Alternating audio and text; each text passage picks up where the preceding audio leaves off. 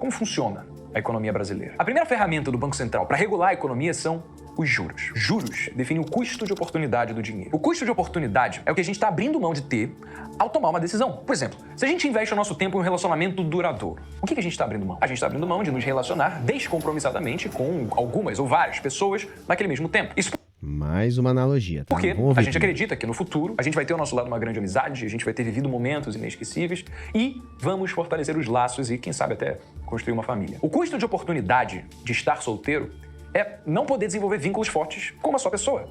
E o custo de oportunidade de estar compromissado é não poder relacionar-se com várias pessoas. E com dinheiro não é diferente.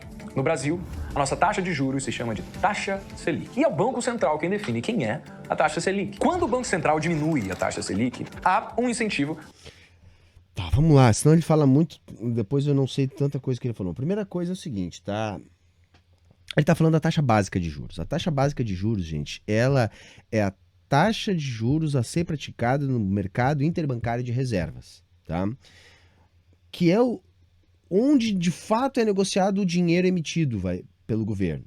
Então, assim, no final do dia, os bancos, eles têm que fechar os seus caixas, tá? Então, assim, eles fizeram uma série de operações, as pessoas sacaram, pagaram, fizeram um monte de coisa, muito disso foi pago, foi liquidado com moeda escritural bancária nos terminais do próprio banco. No final do dia, o banco tem que fechar, vamos dizer assim, um montante das suas reservas para fechar seus caixas. E essas reservas bancárias são lá a moeda emitida pelo Estado. Se o banco, quando vai fechar, ele precisa de mais reservas bancárias do que ele acabou ficando no final do dia, ali, fazer o seu fechamento, ele precisa recorrer ao mercado interbancário de reservas. Então, ele precisa de mais reservas. E essas reservas, então, ele vai captar juros. Qual é essa taxa de juros? É a taxa básica de juros. Por que eu estou explicando isso? Porque quando a gente fala em taxa que o Banco Central estabelece, taxa Selic, a taxa básica de juros, não é a taxa que os bancos cobram da gente. Se vocês olharem a taxa de juros do cheque especial, do financiamento imobiliário, do financiamento, sei lá, de automóveis, não tem nada a ver, até tem a ver, mas ela não é a taxa Selic. A taxa Selic até impacta esse outro tipo de juro, tá? Que a gente chama de spread bancário, tá? Então, impacta isso, mas não é isso, tá?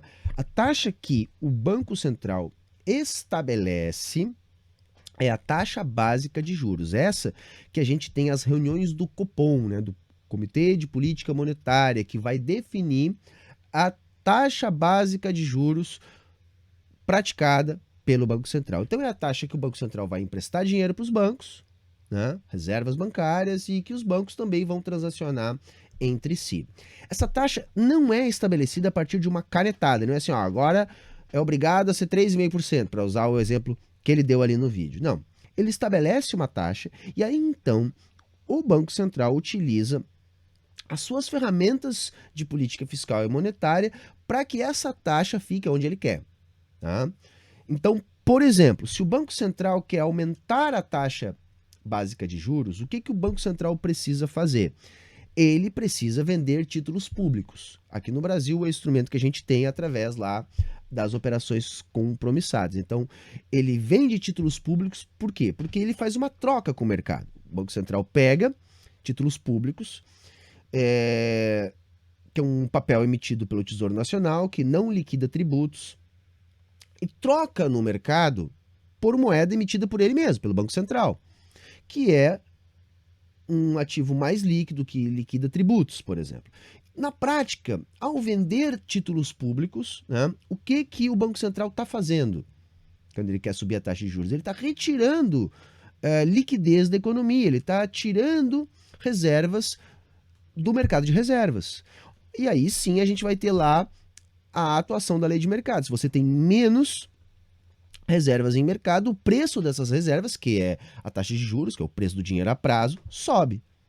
Estão entendendo? Então o Banco Central vende títulos, por exemplo, para forçar a taxa de juros para cima e colocá-la aonde ele quiser. O contrário também pode acontecer. Se o Banco Central quer baixar a taxa de juros, ele simplesmente faz o processo inverso, ele pode comprar títulos públicos, tá?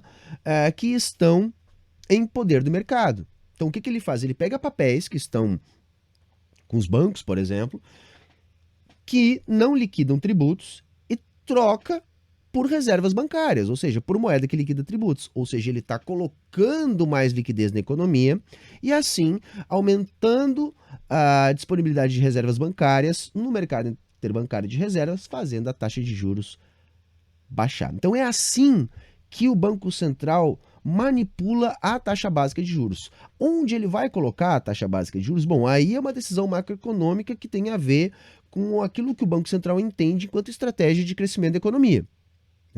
Em alguns momentos ele pode entender que a taxa precisa ser um pouco mais alta, às vezes ele pode entender que a taxa é um pouquinho mais baixa. Mas basicamente é assim que é feito, vamos dizer assim, a política monetária. Aqui no Brasil a gente não tem muitos instrumentos no Banco Central, tá? O nosso Banco Central tem poucos instrumentos para fazer esse tipo de política. Agora parece que foi liberado ali que o Banco Central intervenha também no mercado de títulos privados. Havia uma discussão, não sei se foi aprovada ou não, para liberar depósitos remunerados no Banco Central, mas no final das contas o mecanismo acaba sendo o mesmo. A ideia é, o Banco Central precisa de ferramentas para injetar liquidez na economia ou retirar liquidez da economia para estabelecer a taxa básica de juros, que é essa taxa que ele quer que seja praticada no mercado interbancário de reservas. Essa taxa praticada no interbancário de reservas vai impactar o spread bancário, que é a taxa que os bancos e as financeiras cobram da gente.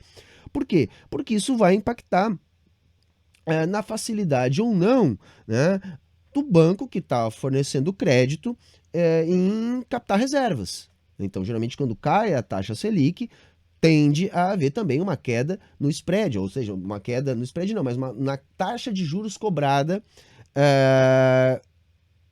pelo sistema bancário, né, que é o que a gente vai chamar ali de spread bancário. Mas vamos lá, vamos ver o que ele está falando aqui da taxa básica de juros. Para que a população contraia empréstimos, financiamentos e realize mais gastos no cartão de crédito. Por quê? Porque como bancos... Tá, mas só a correção é essa, tá? A taxa básica de juros não é a taxa que a gente usa para realizar empréstimos, tá? Isso até vai haver um impacto ali na frente, mas não é essa. A taxa Selic, na verdade, é a taxa que vai indexar títulos públicos, tá? Boa parte dos nossos títulos públicos são indexados a Selic. E é a taxa que o Banco Central quer que seja praticada no mercado interbancário de reservas, que é a taxa que nós também chamamos de taxa de juros curta da economia, tá? Que é a taxa de overnight, que é a taxa que o Banco Central quer para o dia. A taxa longa de juros aí, ela já não é determinada diretamente pelo Banco Central. Tendencialmente, a taxa longa de juros costuma acompanhar a curva curta de juros, tá? E para além disso, que não necessariamente elas vão estar uma acompanhando a outra, né? O Banco Central, quando dispõe de ferramentas legais para isso, também pode atuar na curva longa de juros, se ele puder atuar no mercado de juros futuros.